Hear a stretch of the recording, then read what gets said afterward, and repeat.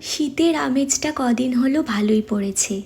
ঘন ঘন দুধের মধ্যে চায়ের পাতা ফেলে ফুটিয়ে চা বানিয়ে সবাইকে দেওয়া, তার মজাই আলাদা। চা আমি খাই না, কিন্তু চা বানাতে বেশ ভালোই লাগে। চাটা সুন্দর করে বানিয়ে কাকিমার হাতে দেব। এই ঠান্ডাকালে চাটা খেয়ে একটু শান্তি পাবে। শনিবারের একটা ফুরফুরে সকাল নিয়ে চলে এলাম তোমাদের সঙ্গে একটুখানি গল্প করতে। কি আমার গল্প শোনার তোমাদের কাছে সময় আছে তো?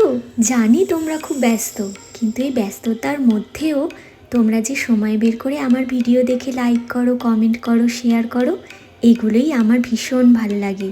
আর তোমাদের প্রতি ভালোবাসা আমার আরও বেড়ে যায়। এই দেখো, বাজার থেকে আজকে অনেক আমলকি আর কাঁচা হলুদ আনানো হয়েছে। শীতকালে কাঁচা হলুদ আর আমলকি দেখতে ভীষণ ভালো লাগে। এইগুলোকে পরিষ্কার করে আমি রেখে দেব।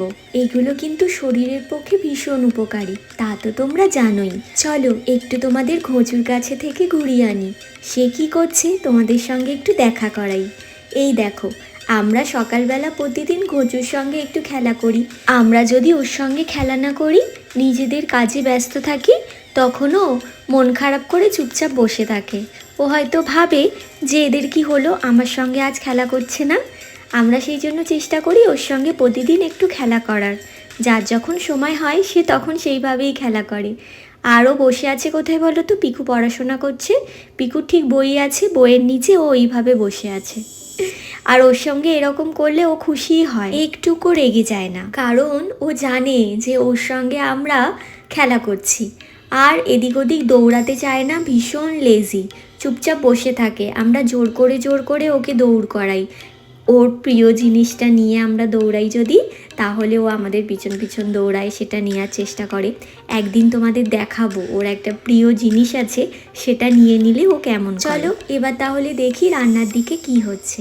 আর এখানে মুগ ডাল সিদ্ধ করতে দেওয়া হয়েছে, আর এই প্রেশার কুকারে ঘুঁচুর জন্য খাবার বানানো হচ্ছে। কারণ ঘুঁচু সব সিদ্ধ খাবার খায়, ও কিন্তু একটুকু ভাজা খাবার খায় না, আর তেল মশলা দিয়ে কিছুই খায় না।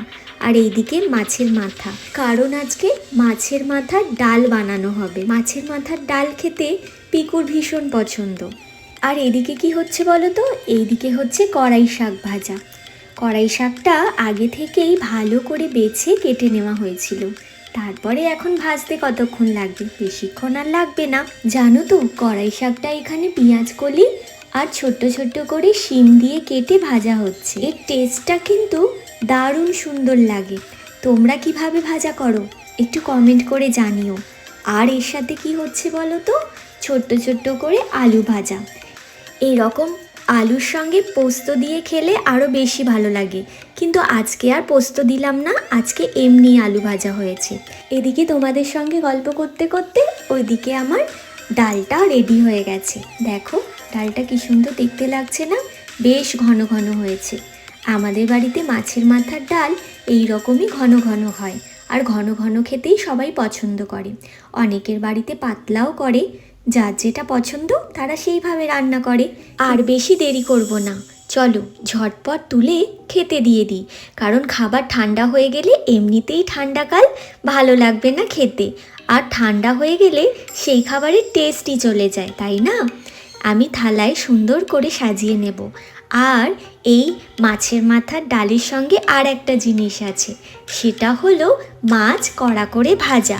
হ্যাঁ, পিকু মাছ ভাজা খেতে দারুণ পছন্দ করে, সেই জন্য পিকুর জন্য মাছের মাথার ডাল আর মাছ ভাজা।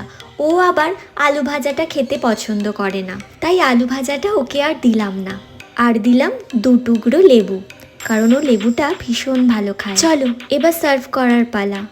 আজ তোমাদের সঙ্গে আমার গল্প এতটাই। দেখা হচ্ছে পরের আর একটা নতুন ভিডিওতে। তোমরা সবাই অনেক ভালো থাকো আর অনেক ভালোবাসা নিও।